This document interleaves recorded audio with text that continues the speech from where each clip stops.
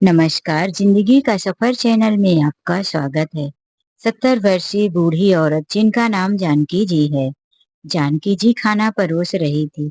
जानकी जी पहले उस शादी समारोह में बाकी लोगों को खाना परोसती है, फिर पहुंचती है दूल्हे दुल्हन की टेबल पर। वहां पर खास जानकी जी को खाना परोसने का दिल कर रहा था। पहले तो उन्होंने दूल्हे के प्लेट में खाना डाला।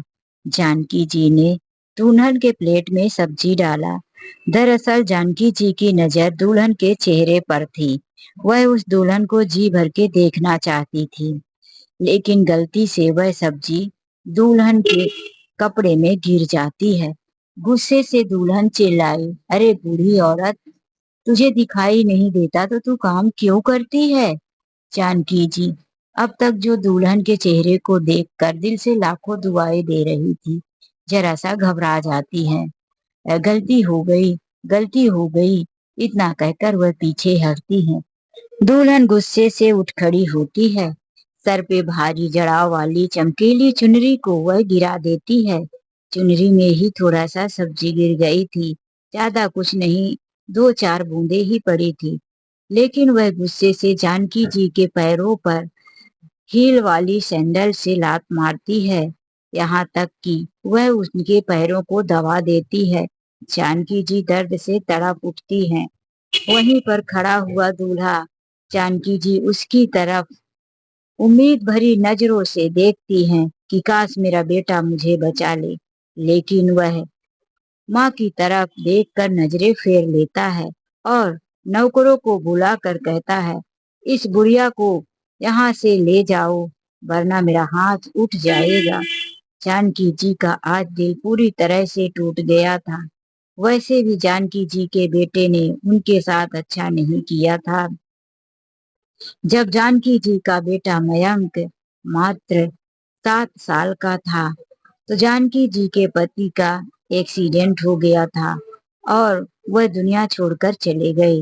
जानकी जी बीच धार में थी, एक तरफ बेटा, दूसरी तरफ पहाड़ जैसी जिंदगी। कैसे गुजारती, कोई सहारा नहीं।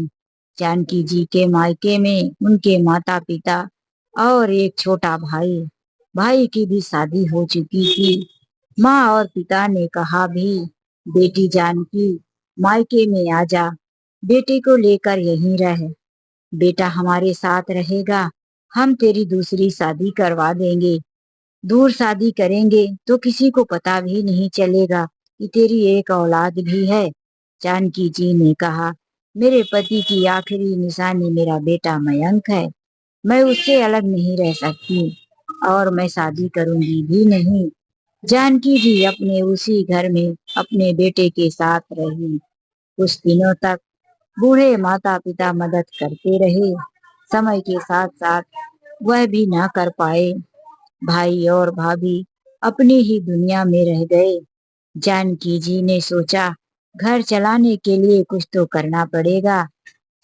जानकी जी स्टेशन के आसपास चना मसाला बनाकर बेचने लगी, लेकिन उससे उनका घर अच्छी तरह से नहीं चल पाता था। जानकी जी के स्टेशन के आसपास पहचान हुई।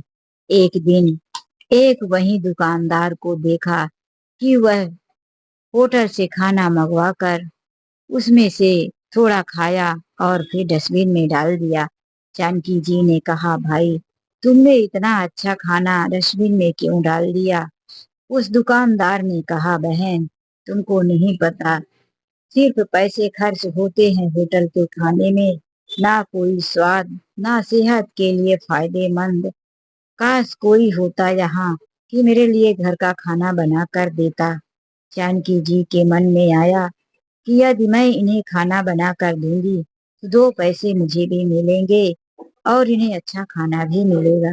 जानकी जी ने कहा, भाई यदि आपको ऐतराज ना हो तो चना बेचने आती ही हूँ, तो मैं आपके लिए टिफिन बना कर लाया करूंगी। उस भाई ने कहा, ठीक है, आपको मैं आपके हिसाब से पैसे भी दे दूंगा। जानकी जी का खाना उनको बहुत अच्छा लगा। पहले एक टिफिन मिली, फिर दो, तीन, ऐसे करके आसपास के दुकान वाले जिनके परिवार नहीं थे, दूर से आकर वहां बिजनेस करते थे। उन लोगों ने जानकी जी से टिफिन लेना शुरू कर दिया। जानकी जी के हाथ का बनाया हुआ साफ सुथरा स्वादिष्ट खाना धीरे धीरे उस एरिया में तेजी से फैलता गया और जानकी जी की एक टिफिन से शुरू किया हुआ बिजनेस आज 100-200 बिजनेस शुरू हो चुका था। जानकी जी अपने साथ काम करने के लिए एक लड़का और एक लड़की भी रख लिया था। जानकी जी का बेटा मयंक अब स्कूल की पढ़ाई से कॉलेज में पहुंच चुका था। मयंक जब कॉलेज में गया तो कहने लगा, माँ, मेरा सपना है कि मैं विदेश जाकर ट्रेनिंग करूं। मेरे दोस्त विदेश चले गए हैं, लेकिन तुम्हारे पास इतने पैसे नहीं। जानकी जी ने कहा, बेटा तू चिंता मत कर, तेरे लिए ही मैंने अपना जीवन न्यौछावर किया। तेरे सपने मैं अवश्य पूरा करूंगी। जानकी जी रातों दिन मेहनत करती, ज्यादा से ज्यादा टिफिन बना कर देती, अचार बना कर देती। जानकी जी का यह काम अच्छी तरह से चल रहा था। ऊपर वाले की कृपा उन पर थी। उनके पास पैसे आते गए। बेटे मयंक को उन्होंने विदेश पढ़ाई करने भेज दिया। मयंक को विदेश गए हुए पूरा 8 साल गुजर चुके थे। अभी तक मयंक ना तो 1 रुपए भेजा था और ना ही लौट कर आया था। यहाँ जानकी जी अपना काम शुरू रखी, बेटे से बात करती, लेकिन मयंक कहता, माँ मैं व्यस्त हूँ। शुरू शुरू में जब मयंक गया तो माँ से बातें महीने में कई बार कर लिया करता था और जानकी जी यहाँ से अपने बेटे के लिए पैसे भी भेजा करती थी। अब तो जब मयंक को पैसे की जरूरत होती तभी माँ से बातें करता था। एक दिन जब जानकी जी अपने कमरे में बैठी हुई टिफिन का हिसाब लगा रही थी तो उनका बेटा मयंक अचानक से आकर उनके पास खड़ा हुआ। जानकी जी उसे देखकर बहुत खुश होती हैं। मयंक बेटा, बिना बताए बिना खबर किए तू आ गया। चल, मैं तेरे लिए कुछ खाने को बना देती हूँ। मयंक यह सुनकर ऊंची आवाज में बोला, जब देखो खाना खाना, मुझे भूख नहीं है। जानकी जी अपने बेटे की ऊंची आवाज सुनकर कांप सी गई। उनका जो मयंक 8 साल पहले विदेश गया था वह लौट कर नहीं आया था। यह कोई विदेशी ठाठ बाट, बालों का कलर बदले हुए, आंखों में चश्मा और हाथ में महंगी घड़ी फाइल लौट कर एक अफसर आया था। जानकी जी उसे 2 कदम पीछे हटी और कहने लगी, बेटा मैं तेरी माँ हूँ। तुझे तो पता है कि तेरे लिए मैं तेरी पसंद का कितना ध्यान रखती हूँ। मयंक ने कहा, माँ यह सब तुम छोड़ो, अब मुझे उस तरह से बातें मत करो। मैं पहले वाला मयंक नहीं रहा, मैं बदल चुका हूँ। माँ के दिल ने कहा, वह तो दिख रहा है बेटा कि तू बदल चुका है। हाँ बेटा, बता क्या करना है मुझे, क्या चाहता है तू? मयंक बोला, माँ मेरी शादी है 2 दिन के बाद, लेकिन माँ तुमको वहाँ मेरी शादी में मेरी माँ बनकर नहीं, वहाँ नौकरानी बनकर खाना बनाने आना है। तुम बहुत अच्छा खाना बनाती हो। यह सुन जानकी जी के पैरों तले जमीन सरक गई। बेटा तू इंडिया कब लौट कर आया? मयंक ने कहा, माँ तुम ना पीछे पड़ जाती हो। मैं इंडिया 1 साल पहले ही लौट कर आ गया था। मैं एक प्रीति नाम की लड़की से प्यार करता हूँ, वह भी इंडिया की है। शहर में उसका बहुत बड़ा मकान है। उसके पिता का विदेश से लेकर शहर तक बिजनेस फैला हुआ है। मैंने प्रीति और प्रीति के माता पिता को बताया कि मैं अनाथ हूँ। उन लोगों ने मेरे ऊपर रहम किया। वह इकलौती बेटी है, कल को पूरी संपत्ति मेरी होगी। तुम मेरे काम के बीच में आकर मेरा काम मत बिगाड़ना, बस मेरी शादी में खाना बनाने आ जाना। जानकी जी आंखों में आंसू को पोंछते हुए कहती है, ठीक है बेटा, तेरी जैसी मर्जी। मयंक ने अपनी माँ को बता दिया कि शहर के सबसे बड़े हॉल में उसकी शादी है। 2 दिनों तक जानकी जी रोती रही, आंसू पोंछती रही। एक दिल ने उनका कहा कि मैं नहीं जाऊंगी। क्यों जाऊं? मेरे बेटे ने मुझे नौकरानी बनाकर बुलाया है। फिर वही दिल से आवाज आई, क्यों नहीं जाएगी? गई तो एक बार बहू को देखने को पा जाएगी, बेटे को सिर पे सेहरा सजाए हुए देखने को पाएगी। उनका दिल तड़प उठा अपने बेटे को दूल्हा के रूप में देखने के लिए।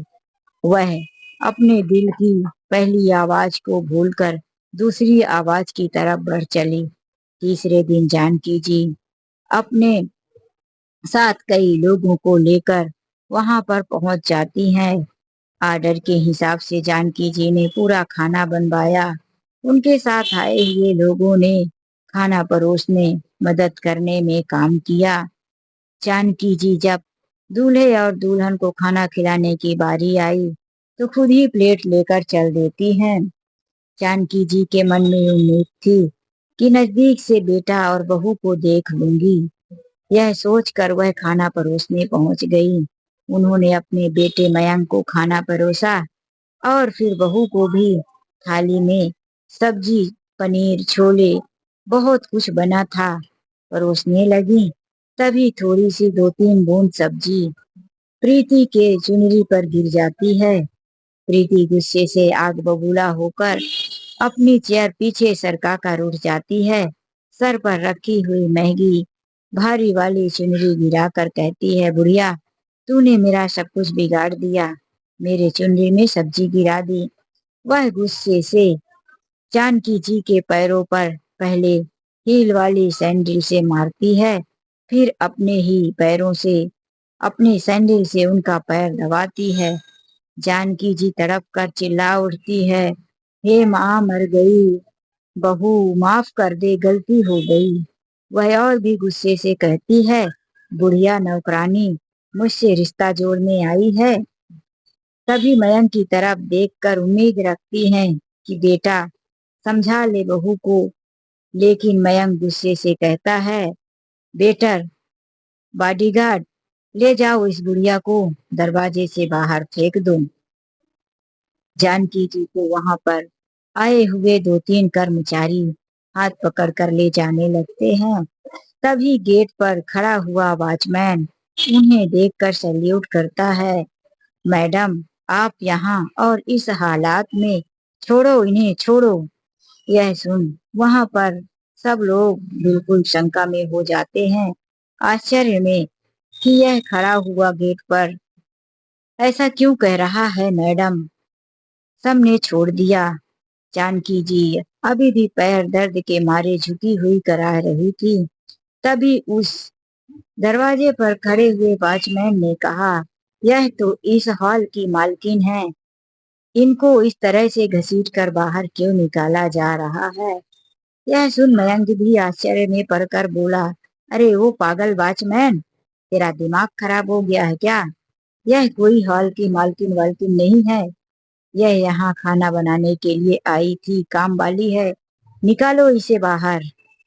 मयंक की आवाज सुनकर वॉचमैन ने जोर से कहा, नहीं साहब, आपसे कोई भूल हो गई है। यह हॉल आज आपने बुकिंग किया है, लेकिन मैं यहाँ आज 5 सालों से नौकरी कर रहा हूँ। इन्हीं मैडम का यह हॉल है। कई बार मैडम से मैंने पेपर साइन करवाया, हॉल का एडवांस ले जाकर मैडम को दिया। मेरी आंखें धोखा नहीं खा सकती। ना जाने आज मैडम ने इस तरह से रूप क्यों बनाया है। उसने वहां के मैनेजर को फोन करके बुलाया। मैनेजर भी वहां आ गए और जानकी जी को नमस्कार किया और कहने लगे, मैडम जी के साथ किसने इतनी बड़ी गलती की है। अब जानकी जी समझ गई थी कि सब लोग मुझे धीरे धीरे पहचान जाएंगे। मयंक भी घबरा सा गया कि पहले वॉचमैन, फिर यहाँ का मैनेजर, सब तो झूठ नहीं बोल सकते। आखिर यह राज क्या है। उसने बोला, कोई सच बताएगा कि क्या है। जानकी जी एक हाथ से माइक चौकी वहां पर स्टेज में खड़े हुए किसी व्यक्ति के हाथ में था। उन्होंने माइक को लेकर कहा, मुझे माफ कर देना, यहाँ पर आए हुए मेहमानों से माफी मांगती हूँ। मैं ही इस हॉल की मालकिन जानकी हूँ। मैंने यहाँ पर अपने असली रूप में नहीं, बल्कि एक काम वाली रूप में आकर आप लोगों को धोखा दिया, क्योंकि यहाँ इस हॉल में शादी होने वाली किसी और की नहीं, मेरे बेटे मयंक की, और दुल्हन मेरी बहू है। मेरे बेटे ने मुझे यहाँ पर नौकरानी के रूप में ही बुलाया था। मेरे मन में भी एक लालच आया कि मैं अपने बहू बेटे को देख लूं। मेरा बेटा मुझे गरीब एक टिफिन वाली माँ समझकर अपनी पत्नी और ससुराल वालों से मेरी पहचान नहीं करवाया। लेकिन मैं बहुत अमीर तो नहीं हूँ, फिर भी आज मेरे अंडर में 10-12 होटल चल रहे हैं और शादी के ऐसे कई हॉल हैं जिन्हें मैं बुकिंग पर देती हूँ। गरीब लड़कियों की शादी के लिए मैं यह जगह फ्री में देती हूँ। यह सुनकर मयंक को पसीना आ गया। आश्चर्य में पड़ गई प्रीति। वहां पर आए हुए कर्मचारियों ने मयंक को पकड़ लिया। मैडम, आपका बेटा भले ही आपका है, लेकिन इन्होंने आपके साथ बदतमीजी की है। हम अभी पुलिस बुलाकर इन दोनों को पकड़वाते हैं। जानकी जी ने हाथ उठाकर कहा, इसकी कोई जरूरत नहीं है। मेरा और मेरे बेटे का खून का रिश्ता था। आज उसकी पत्नी ने मेरा खून निकालकर यह रिश्ता भी खत्म कर दिया है। मयंक की पत्नी अभी भी जो वहां पर खड़ी थी, उसने मयंक के पास जाकर कहा, क्यों झूठे, तुमने मुझे इतना बड़ा धोखा दिया। तुम्हारी माँ जिंदा है और तुमने कहा कि तुम अनाथ हो। मयंक ने कहा, वो मुझे नहीं पता था कि मेरी माँ ने इन 8 सालों में इतनी बड़ी कामयाबी हासिल की है। मुझे लगा कि मेरी माँ गरीब है, इसीलिए मैंने तुमसे नहीं मिलवाया। जानकी जी ने कहा, माँ चाहे गरीब हो या अमीर, बेटा, माँ माँ होती है। इसी माँ की कोख से जन्मा हुआ तू औलाद है। तू धन दौलत पाने के लिए अपनी माँ को भूल सकता है, तो इस दुनिया में तू किसका सगा हो सकता है। वहां पर आए हुए मेहमानों ने सब घृणा की नजर से मयंक की तरफ देखा और कहा, धिक्कार है ऐसी औलाद को, जिस माँ ने मेहनत करके एक एक पैसे जोड़कर इस लड़के को भेजा विदेश पढ़ने। उसी ने लौट कर माँ को पहचानने से इनकार कर दिया।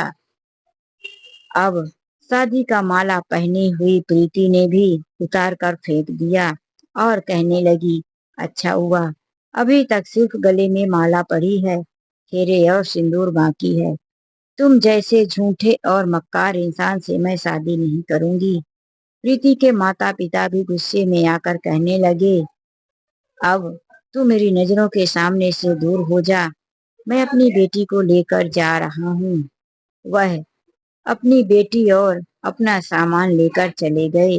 मयंक वहां खड़ा खड़ा कभी अपनी पत्नी की तरफ तो कभी अपनी माँ की तरफ देखता रह गया। पत्नी दरवाजे से निकल गई। मयंक दरवाजे की तरफ देखता रहा। अभी जानकी जी जो स्टेज पर थी, उन्होंने कहा, जो जैसा बोएगा वैसा ही काटेगा। जो अपनी माँ का साथ नहीं देता, उसका कोई अपना नहीं होता। मयंक स्टेज पर पहुंचकर माँ से कहता है, माँ मुझे माफ कर दो, गलती हो गई।